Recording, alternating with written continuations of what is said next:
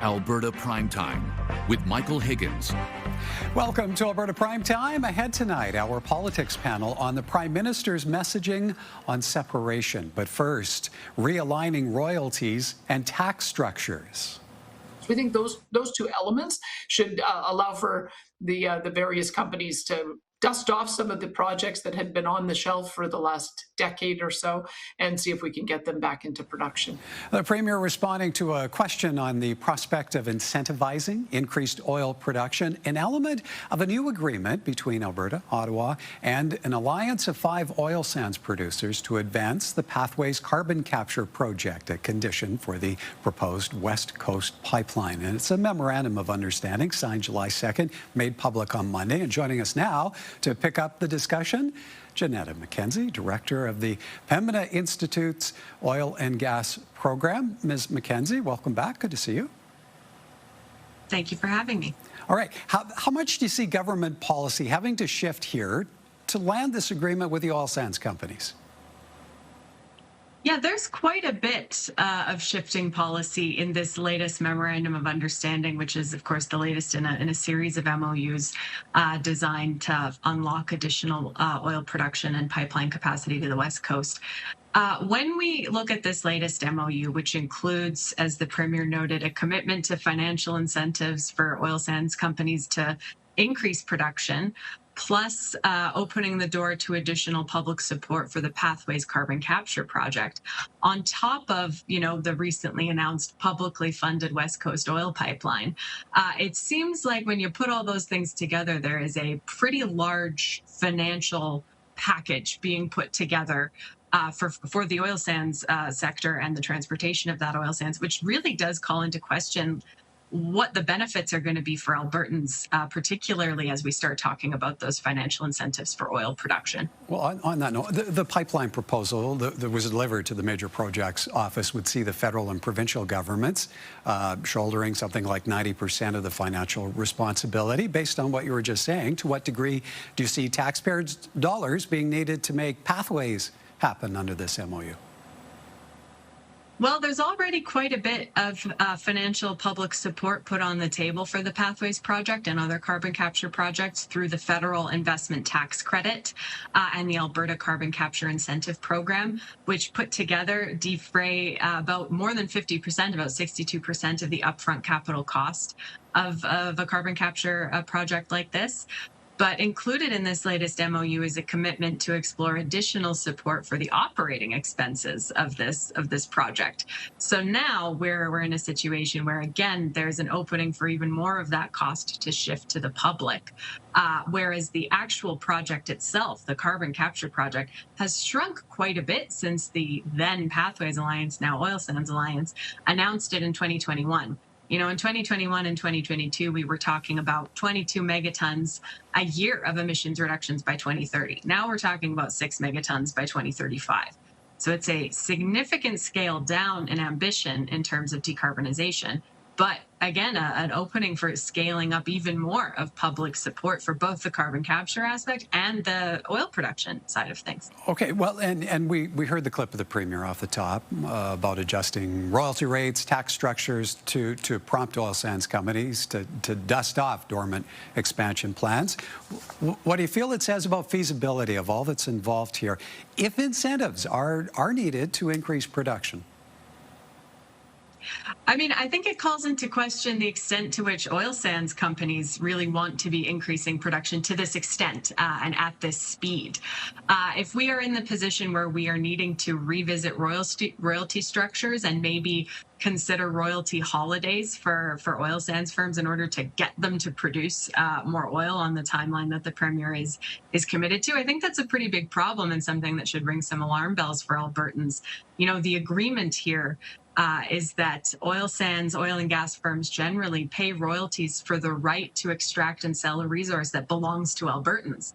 And so when we're talking about, adjusting those structures so that perhaps there will be foregone revenue for Albertans. Like that raises a pretty big question about what the benefits of this project are going to be, of this scale up in production are going to be, and who's going to reap those benefits. Environment ministers from across the country are meeting in Calgary today and tomorrow.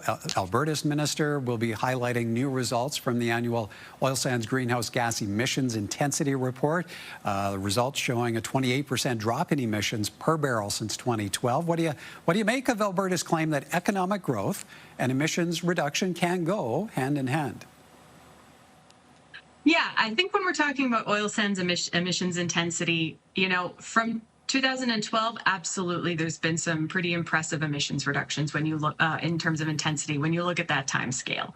But when you drill in a little bit deeper and you look at the last few years, you'll see that emissions intensity improvements have really stagnated. They haven't continued to make the types of improvements that they were making back in 2012 and in the early 2010s. So certainly this is a sector that has improved its emissions intensity over time, but those improvements have really stalled out. And there's not really an indication that they're on a trajectory to sort of pick up those improvements in the near term.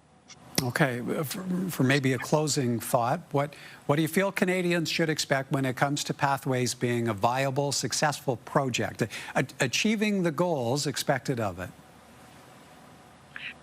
Yeah, I think there's maybe two things that Canadians should keep in mind here. One is that this is now a much smaller project than it was originally proposed as, and apparently is going to need even more public support to get it across the line, as well as a discussion of other financial incentives for other parts of the value chain.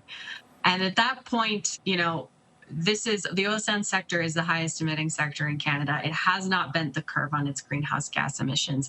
And now it's asking Canadians to foot most of the bill, not only for building this project, but also for operating it potentially. And so that really raises the question, like, how much are the oil sands companies going to be asked to clean up their own emissions? And the answer should be quite a bit. And should Canadians have faith, have trust in Pathways being a success? Is the science there?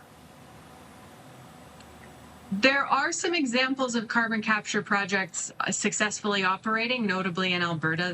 The Quest project operated by Shell is an example of an oil sands carbon capture project.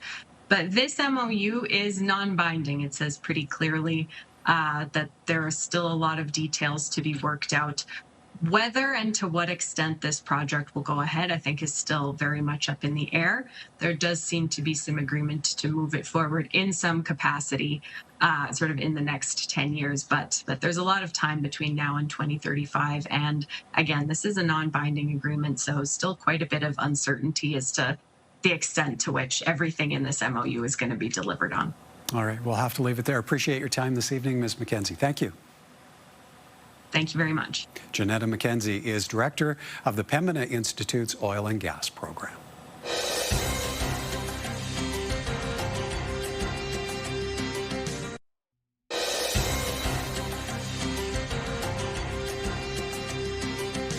From an agreement paving the way to making Pathways a reality to the Prime Minister's unity message on the final day of the Calgary Stampede. Time now for tonight's politics panel. And joining us this evening, Dwayne Bratt, political scientist at Mount Royal University, and Graham Thompson, longtime political columnist here in the province. Good evening to you both. And let's begin with the news Monday of a Pathways Memorandum of Understanding. The multi-billion-dollar carbon capture project was part of the Canada-Alberta Energy Agreement signed last November, linking emissions reductions to a proposed West Coast pipeline. The MOU brings in the Oil Sands Alliance, which is made up of 5 of the largest oil sands producers. Pathways expected to move 6 million tons of carbon dioxide annually through a transport network to a permanent storage hub near Cold Lake. As part of the agreement, Ottawa will extend investment tax credits for carbon capture equipment until 2035. Alberta, meanwhile,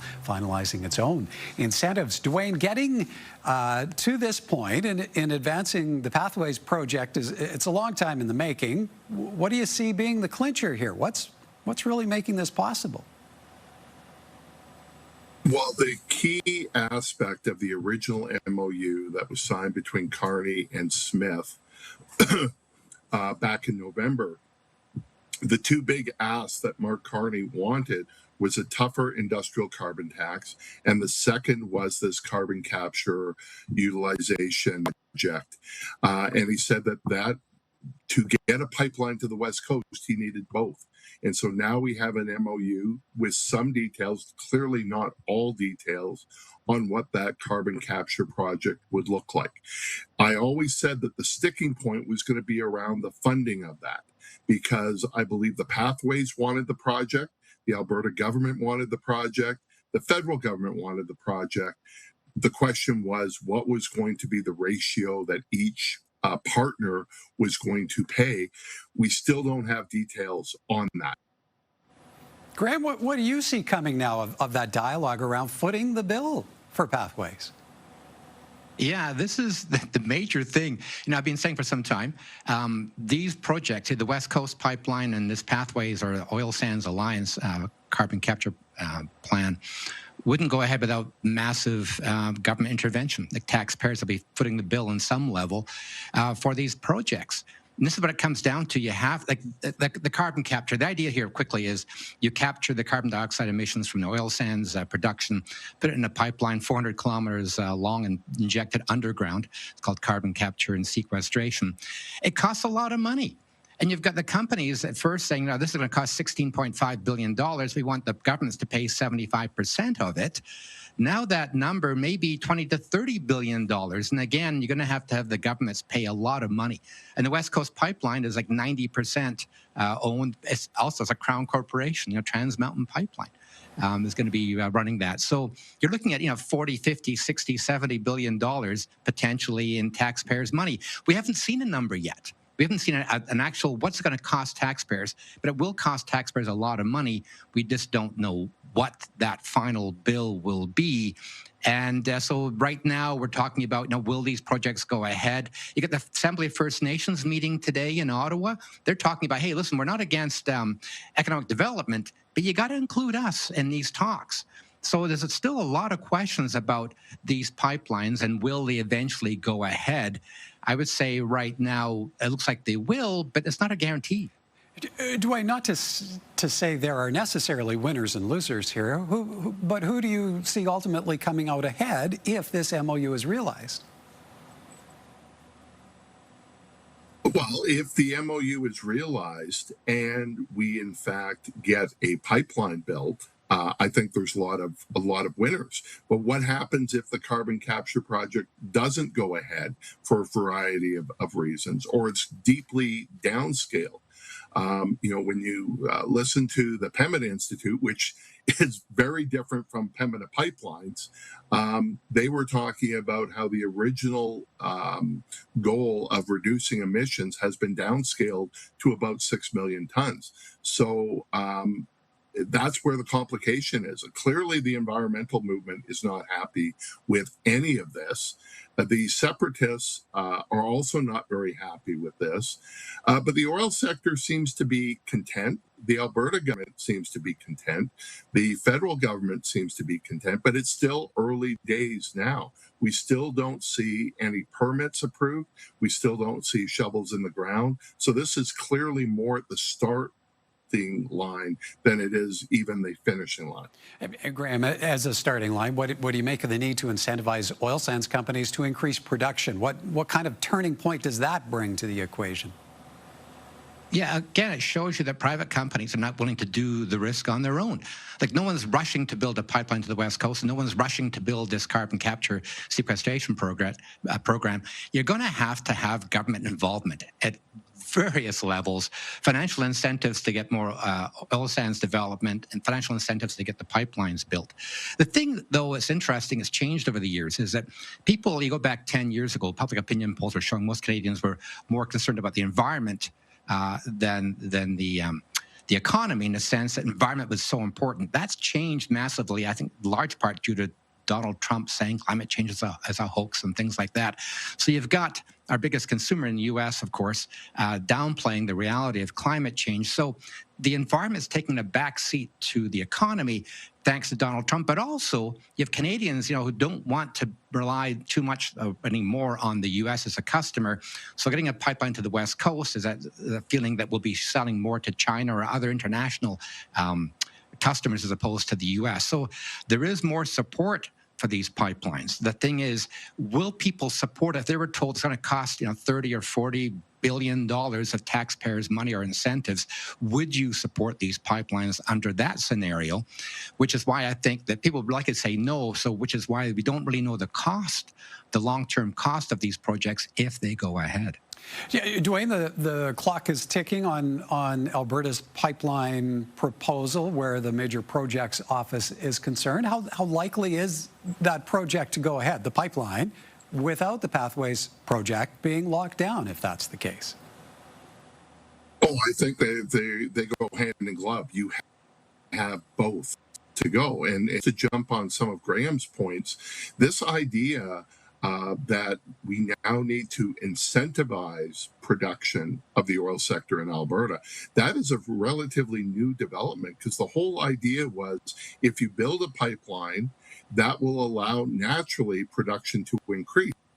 But now have a situation where the government's taking the ownership stake pipeline and is going to have to provide some tax incentives to have the oil companies increase production to fill that pipeline. That I think is quite strange. All right, gentlemen, time for us to take a bit of a break. But when we come back, the Prime Minister's quick return to Calgary and what he accomplished. More from our panel in a moment.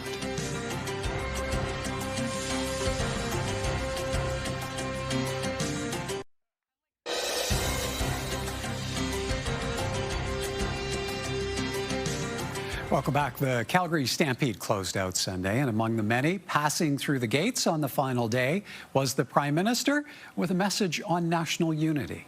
Lead, not lead. I mean, that's the Alberta I know. It's led the country, and with everything coming together at this time, where Canada's poised to help lead the world, Alberta leading Canada, that's what we need.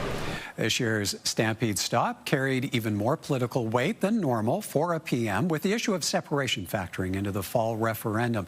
And it was Mark Carney's second visit to Calgary in a little more than a week, having also been on hand for Alberta's delivery of the proposed pipeline project to the West Coast. Graham, the PM was coming from NATO meetings in Turkey, as well as a stop in Saudi Arabia. What do you feel made returning to Calgary for an appearance at Stampede necessary? Well, the prime ministers usually appear at the Stampede. Even Trudeau would turn up now and again. They have to. And of course, the focus is on Alberta right now. This ridiculous, may I say, talk about separation as a real possibility. I would say, of course, no. Most Albertans are against it. But you have this very loud movement, I would call it a fringe movement, talking about, is it time to separate? And I've got people I know and family members and others I know who are conservatives who don't want to separate, but they're thinking maybe we should vote, in the referendum towards separation just to shake up things with Ottawa. And of course, that leads you down the road to potentially the Brexit vote, where Britain has still got the hangover from Brexit, leaving the EU. So I think, you got the leaders now have to stand up and say, Canada is important and Alberta should stay within Canada. But it's interesting, it's become so political. You got Poilievre, of course, the Conservative leader, saying, Canada needs needs Alberta, and Alberta should stay in, but in certain conditions. So you have these various leaders talking about, let's have Alberta stay in Canada under certain conditions. So I think that this is very divisive, obviously, but it has become this major political hot potato, to use a cliche.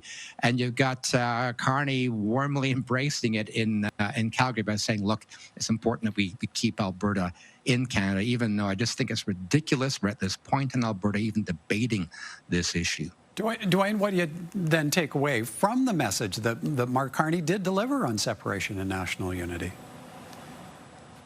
So I agree with Graham. He didn't accomplish a lot when he showed up to the Stampede. He accomplished a lot more before the Stampede with the big MOU plan announcement. But had he not come, then that would have been a bigger story, a bigger issue. I think what is more notable is not that Carney showed up on the last weekend, but that about 40 Liberal MPs were at Stampede. Every time I walked around, I ran into another Liberal MP, and with the exception of Corey Hogan, they were not from Alberta. And I think that was more novel. And I think that was more important. But I was at a lot of events during Stampede, and the issue of separatism came up over and over and over again. And I think that is important, including on the last weekend, a massive breakfast hosted by the separatists at Ranchman's.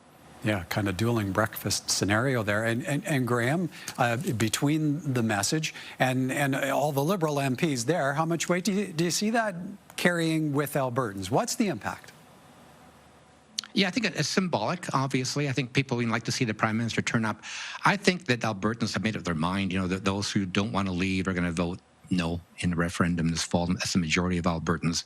But you do have this very loud, I would call it a minority. We'll see what actually happens in October, of course. But I think it's largely symbolic. And I think Dwayne is right. The Prime Minister had to turn up. He had to be there, symbolic. He wasn't making big speeches. He wasn't hectoring people in Calgary, which to me is a smart move as well. So it's kind of like, let this thing play out and look at what the benefits are to stay in Canada. Even there's a very loud, group of movement that wants to separate. I think most Albertans are against. I think their minds are made up. It was a nice symbolic gesture on the Prime Minister's part, but to me, it wouldn't make a big difference to this. Dwayne, Graham brought up Pierre Poilievre earlier. The Conservative leader was at Stampede in the early goings. How much of an impact do you feel he had? So it's become quite controversial, Poilievre.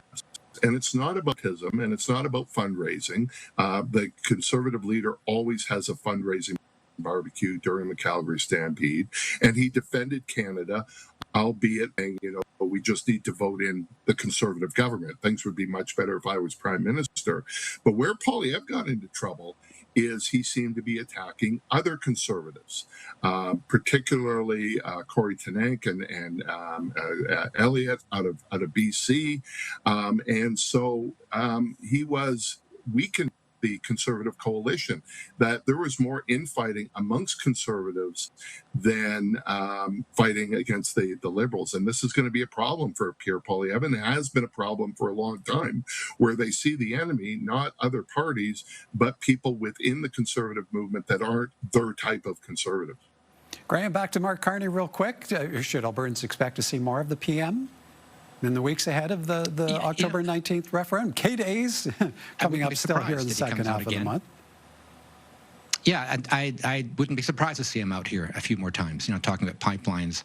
We'll see what happens with the pipelines. You get some deadlines happening before the vote, in the referendum vote, and some things happening afterwards. Yeah, I wouldn't be surprised if he comes out just to, once again, make this, to me, a more symbolic show of support for Canada and keeping Alberta within Canada. Yeah, and Dwayne, real quick, we're almost out of time, but something of a development on the separation front. Globe and Mail reporting the Court of King's Bench temporarily freezing the assets of Jeffrey Rath and his law firm in a case involving alleged misappropriation of funds being overseen as trustee for a Northern Alberta First Nation. Jeff Rath, of course, as we know, notable figure on the independence front. Where do you see this landing on where the separation push is concerned?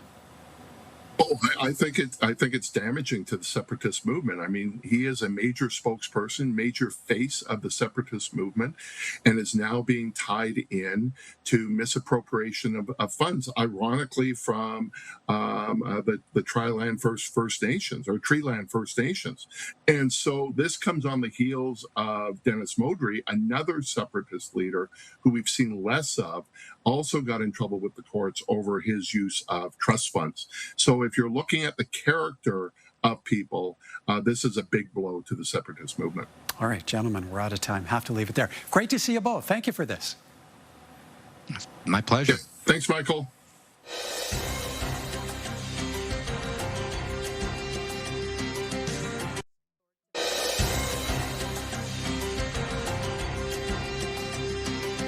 Now, here are a few responses to a recent story posted by CTV News about new Alberta licenses causing headaches for people renewing. Rupak says requirements are clear.